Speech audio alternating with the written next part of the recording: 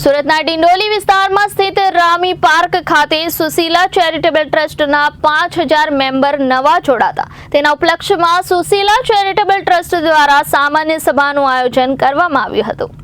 સુરતના ડિંડોલી વિસ્તાર સ્થિત રામી પાર્ક ખાતે સુશીલા ચેરિટેબલ ટ્રસ્ટના 5000 મેમ્બર નવા જોડાતા તેના ઉપલક્ષ્યમાં સુશીલા ચેરિટેબલ ટ્રસ્ટ દ્વારા સામાન્ય સભાનું આયોજન કરવામાં આવ્યું હતું।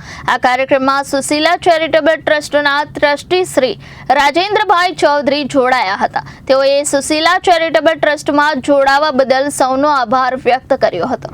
તેમણે સામાન્ય સભાને સંબોધતા જણાવ્યું હતું કે સુશીલા ચેરિટેબલ ટ્રસ્ટ છેલ્લા 24 વર્ષોથી સમાજલક્ષી કાર્યો કરતું આવ્યું છે। આ ટ્રસ્ટ દ્વારા બીજા અનેક સમાજલક્ષી કાર્યો પણ કરવામાં આવે છે, જેમ કે દિવ્યાંગોને આત્મનિર્ભર બનાવવાનું કાર્ય, ગરીબ અને ST/SC બાળકો માટે મફત કોમ્પ્યુટર એજ્યુકેશન, વરિષ્ઠ નાગરિકો માટે સહાયતા અને કાનૂની સલાહ કેન્દ્ર, સરકારી લાભોની સમયસર જાણકારી તેમજ મહિલાઓના ઉત્કર્ષનું કાર્ય કરે છે।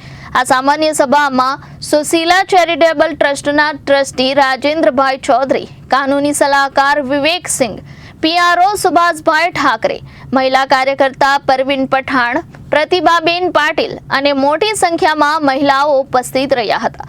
આ સમગ્ર સભાનું સંચાલન પ્રમુખ જયશ્રીબેન દલાલ દ્વારા કરવામાં આવ્યું હતું। આ કાર્યક્રમને સફળ બનાવવામાં પ્રિન્સ મોર્યા, દર્શનીબેન પટેલ, કુણાલ તાયડે, દર્શના તાયડે, અનિતાબેન પાટીલ અને રોશનભાઈનો ખૂબ મોટો ફાળો રહ્યો હતો। Bureau report Janadesh news, Surat.